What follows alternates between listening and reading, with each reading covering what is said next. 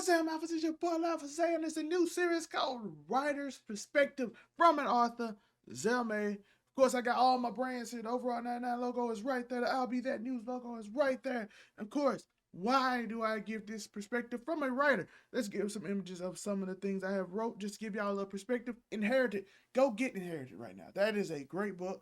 Wait, what's the book based on? Kids from nowadays in 2020s, 2010s go into the past and go see how I like to live in the civil rights movement during that period. And I got some real life stories from my family and all that. And also go check out this other book that I helped with, Why When They Left, a futuristic story about what happened in America if black people just left. What would happen? So those are two things we're talking about today. And of course, that's not what we're talking about today. But that's two things you should go support right there on Amazon.com. So go hit that link tree in the description and go support that book, When They Left by Marlo Walton, assisted by me, and Inherited by me and Marquise Coleman. Go check out those two books. That just give you a little background to who I am and why I'm giving a writer's perspective. Now, of course, today's topic is Cody Rhodes. That is the topic of today's thing. The Rock and Cody Rhodes. The WWE people have said they can't fix it. It's too late. Why do you have to keep putting band-aids on it? Why do you have to keep doing these said things over and over again? Why does the crowd have to fix it? Now, according to Dave Meltzer, there's already been anticipation that they will make Cody Rhodes a martyr the way they did Daniel Bryan and make him a bigger babyface doing this move. But they didn't anticipate The Rock being perceived the way he was. Now, I don't know how you can have a martyr without a villain or a bad guy without a martyr. You can't have a martyr without a bad guy. So the storyline already makes sense. So you already got a flaw in this writing. You already have like a flawed thought process in the writing. As a writer, you can't have a good guy that has sympathy without a bad guy or a bad situation. And if it's a person, which is this man, creates the bad situation and takes his spot, he's the bad guy. I don't know how you can't anticipate that. It's confusing. I don't understand. WWE, y'all weird. It's horrible. But that ain't what a writer's perspective is. That's just my thoughts on how it was done.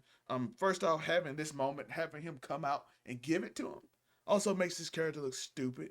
Makes his character look weaker, like a man who just a company man. Now, that goes into one of my things I'm talking about.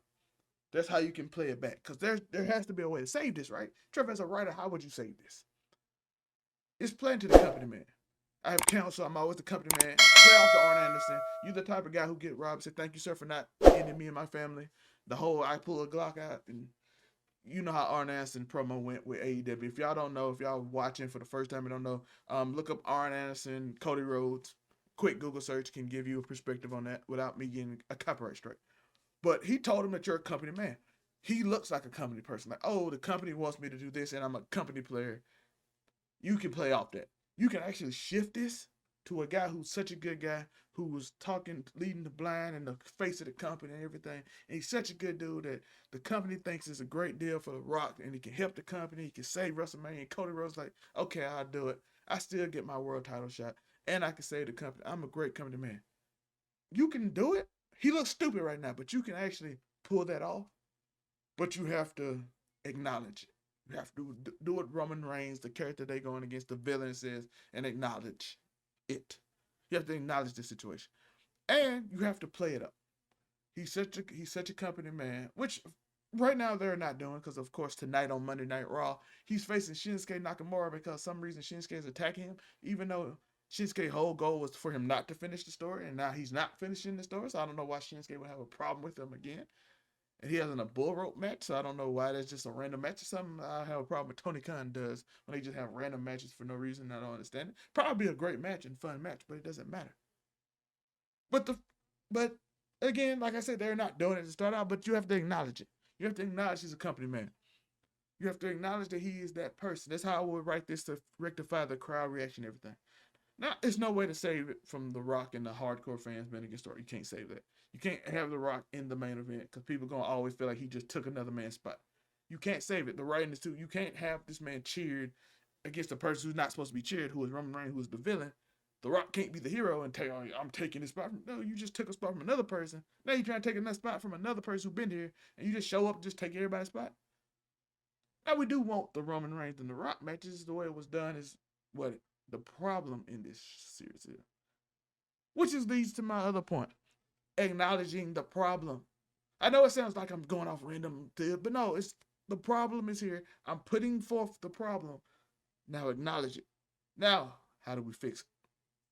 First off, somehow you have to get Cody Rhodes back in this match. Whether it's getting a Rock injury, a fake injury from the Rock, or something, he has to do it. And Cody actually has to step up. Bring the perfect person to bring would be CM Punk.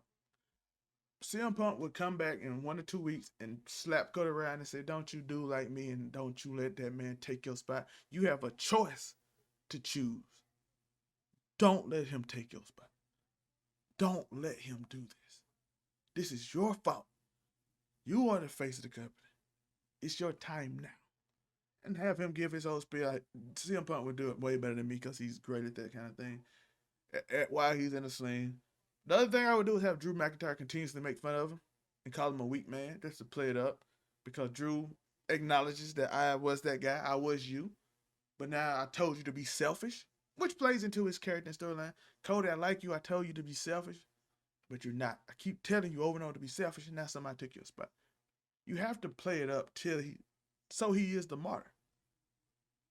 I don't know if you have The Rock get injured on day 1 or something. Maybe have Roman cheat him against Seth or something. And like, you'll never accomplish your dream as long as I'm here. Maybe that's a route. We're not trying to get that deep into it, but maybe have Roman cost him against Seth.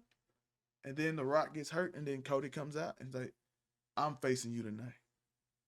I don't know how I wouldn't like that. I'd rather just have an injury a week before or something and have him not do that. But you had to have this weeks before so you can have an opponent for Seth Rollins. So you do have to consider that too. So I wouldn't do it that day, even though that might be a hype moment. But again, writing-wise, it wouldn't make sense, just to be honest with you. That was just a way to make the crowd extremely happy at the last minute with a shock twist. That was just my thought for a one-night thing. But storyline-wise, from a writer perspective, it's a lot in that don't make sense. I'm just throwing out ideas I've seen. But the one idea was to have him just come out this weekend like, "No, I'm not giving you my spot." And The Rock being ultimately the bad guy. Maybe put the Hollywood Rock back. Maybe put the ego-filled Rock back. Have him trying to ruin Cody's moment. Like, we shook on this Cody and all this, and have him be the bad guy. But the problem is the real The Rock ego even let him step aside from the match. Nevertheless, be the bad guy. Like, these are the things you have to consider in this thing too. And that's how you rectify it though. You have to sit in a situation where Cody, this ultimate company man, is getting pushed to stand up for himself. It's getting pushed to not get bullied out of his position. It's being pushed because he's such a good dude. He does what the best for the company. He did it in AEW. Bring that up. Like you said, you felt like you was at the top.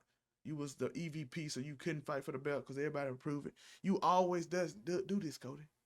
Just keep bringing it up. Keep acknowledging things like that. You always step aside for somebody else. It's time to be selfish. And even have a heel do it with Drew, who makes fun of him for not being selfish. And then have CM Punk come out and get mad at him for not being selfish and stepping aside for another person. The story you can tell just off that premise, off that basis, you could go in so many different directions. Whether The Rock is the bad guy or he doesn't injure, prefer the bad guy route. Makes more sense. It sets Cody up even further on the hierarchy. Rock is technically on the board of TKO, which puts him basically in a position of power. And he has a lot of executive power, which is how he got this match. So this is how this should be presented in a way from a writer's perspective. Now, I'm not, like I said, I don't want to go into nitty-gritty details on how we're going to do this, but this is like the premise that we have. Acknowledge the story.